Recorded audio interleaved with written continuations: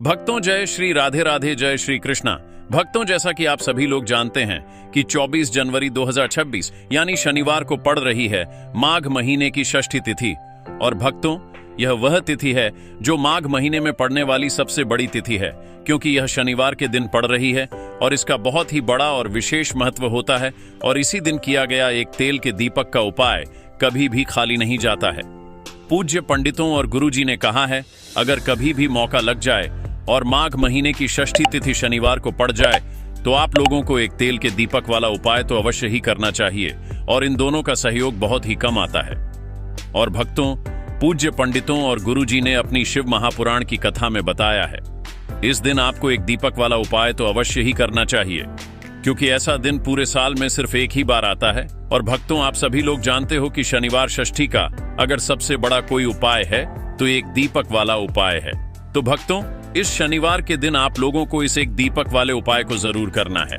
बहुत सारे लोग होंगे जिन लोगों ने इस उपाय को न किया हो, मतलब पूरा साल निकल गया और उन्होंने किसी भी दिन इस एक तेल के दीपक वाले उपाय को न किया हो। पर भक्तों, आपके पास एक आखिरी मौका बचा हुआ है जो कि 24 जनवरी के दिन है।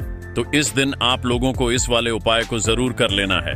भले ही आपने पूरे साल भर इस उपाय को ना किया हो, पर अगर आपने इस माघ महीने में पड़ने वाली षष्ठी के दिन अगर इस वाले उपाय को कर लिया तो आपको इस उपाय को करने का वह फल मिलेगा जिसकी आपने कभी कल्पना भी नहीं करी होगी। इसीलिए आप लोग इस वाले उपाय को एक बार जरूर कर लेना, ताकि आप लोगों के हाथ से यह मौका न जा सके और आपको इस उपाय को करने का फल मिल सके। भक्तों, यह उपाय पंडित जी ने अपनी अभी की ही शिव महापुराण की कथा में बताया है, जिस उपाय को आज हम आपको बहुत अच्छे से समझाने वाले हैं। इस वीडियो को देखने के बाद इस उपाय को समझने के लिए आपको कोई और वीडियो को देखने की जरूरत नहीं पड़ेगी। तो चलिए भक्तों, उपाय को शुरू करते हैं। देखिए, यह इस माघ महीने के शनिवार के दिन इतना खास होता है, इतना महत्वपूर्ण होता है। देखा गया कभी कभी बड़े बड़े पूजा पाठ अनुष्ठान से जो मनोकामना पूर्ण नहीं होते, वो इस माघ महीने के षष्ठी के दिन एक छोटे से उपाय करने से ही आपकी मनोकामना पूर्ण हो जाती है। और बहुत सारे लोगों ने इस उपाय को किया भी है और उनको इस उपाय को करने का फल भी जरूर मिला है। अगर आप लोग भी इस उपाय को शनिवार षष्ठी के दिन करना चाहते हैं तो आप इस उपाय को पहले अच्छे से समझ लेना, सुन लेना, उसके बाद करना। आपको इस उपाय का फल जरूर मिलेगा और इस उपाय को कर लेने से आपके घर में चाहे किसी भी प्रकार की दुख और समस्या क्यों ना चल रही हो, आपको उसका कारण भी नहीं पता है कि भाई यह समस्या किस कारण से चल रही है।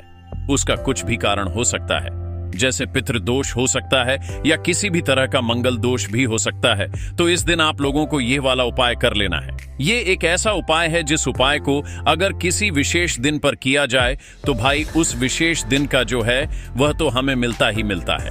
पर हमने उस दिन पर इस उपाय को किया है तो हमें उससे भी बड़ा फल मिलता है, और फल बहुत जल्दी मिलता है, क्योंकि आप इस उपाय को क्वालिनी को बहुत ही बड़े और विशेष दिन पर कर रहे हो। तो चलिए अब उपाय के बारे में बात करते हैं, लेकिन उससे पहले आप लोगों को यह जानना आवश्यक है कि आखिर यह उपाय किस समय करना है, किसको करना है और कैसे करना है। तो चलिए हम आगे आपको वीडियो में एक एक करके बता देते हैं। लेकिन उससे पहले अगर आप लोग हमारे चैनल पर नए हैं तो हमारे चैनल को सब्सक्राइब कर लेना और इस वीडियो को लाइक करके कमेंट बॉक्स में श्री शिवाय नमस्तुभ्यम, ओम नमः शिवाय जरूर टाइप कर देना। और अपने फायदे के लिए, गरीबी दूर करने के लिए इस वीडियो को पूरा देखकर जाना, तभी आपको लाभ की प्राप्ति होगी। यदि आज आपने वीडियो को बीच बीच में से देखा, काट काट कर देखा, तो आपको जीवन में कभी सफलता हासिल भी नहीं होगी। भक्तों, इस एक दीपक वाले उपाय को हमें इस शनिवार के दिन कैसे करना है, किसको करना है, किस समय करना है और कहां पर करना है, यह सारे सवालों के जवाब आपको इस वीडियो में मिल जाएंगे। और जो यह वीडियो देखेगा भाई, उसको एक तेल के दीपक वाला उपाय जरूर करना चाहिए, क्योंकि इस दिन दीपक का भी बहुत ही बड़ा और विशेष महत्व होता है। और जब बात आ जाए एक तेल के दीपक की, तो यह सोने पर सुहागा वाली बात हो जाती है और यह एक बहुत ही बड़ा उपाय हो जाता है शनिवार षष्ठी तिथि का। अब हम समझते हैं इस वाले उपाय को हमें करना किस समय, इस दीपक वाले उपाय को हमें इस षष्ठी के दिन करना किस समय है। तो देखिए, इस उपाय को करने का जो समय है वह सुबह का समय है और शाम का समय भी है।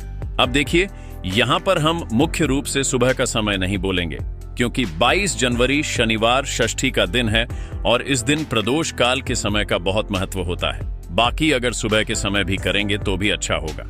उसमें कोई भी दिक्कत वाली बात नहीं है। तो चलिए जानते हैं इस विशेष उपाय के बारे में। लेकिन उससे पहले एक प्रार्थना, अगर आप इस चैनल पर नए हैं तो आप इस वीडियो को लाइक करें, चैनल को सब्सक्राइब करें और कमेंट बॉक्स में आप अपनी राशि या अपना नाम जरूर डाल दें, क्योंकि हम राशि से जुड़ा भाग्य भी बताते हैं और भाग्य में चल रही परेशानियों को दूर करने के लिए वह आसान से आसान उपाय भी बताते हैं। तो चलिए अब हम अपने सबसे पहले उपाय की बात कर लेते हैं। देखिए, माघ मास के दिनों में विशेषकर भगवान शिव और माता पार्वती और विष्णु भगवान का पूजन किया जाता है।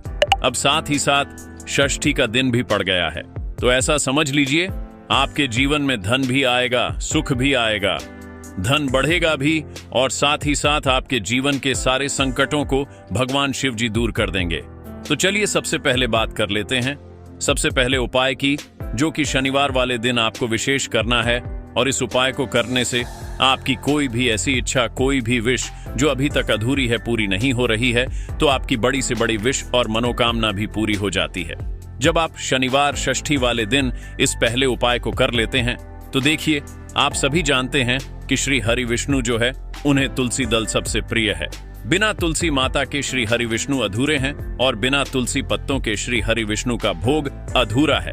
अब श्री हरि विष्णु को प्रसन्न करके आप अपनी किसी भी मनोकामना को पूरा कर सकते हैं, क्योंकि श्री हरि विष्णु प्रसन्न हो गए तो आपकी कोई भी विश या इच्छा, मनोकामना अधूरी नहीं रहेगी। तो आपको तुलसी के 5 पत्ते लेने हैं। अब ये 5 तुलसी के पत्ते जो आपने लिए हैं, ये 5 तुलसी के पत्ते आपको श्री हरि विष्णु को अर्पित करने हैं।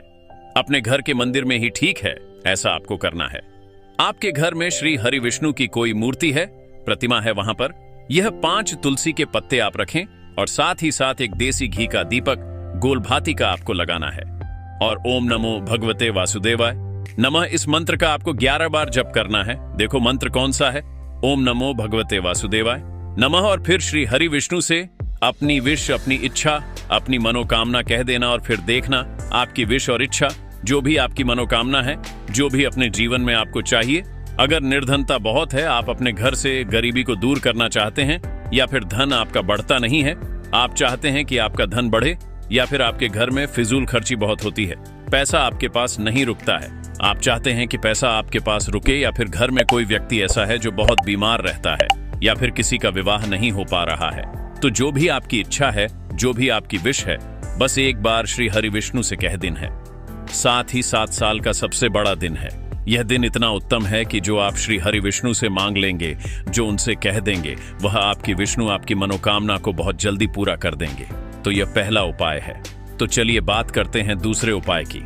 उपाय की देखो, यदि आपके जीवन में आर्थिक संकट बहुत अधिक हो रहे हैं, धन की समस्या लगातार जीवन में बनी हुई है, एक रुपयों को प्राप्त करने के लिए आपको बहुत अधिक मेहनत कर रहे हैं, तो आज रात्रि में सोने से पहले आपको हो यह चमत्कारी दीपक का उपाय अवश्य करना है।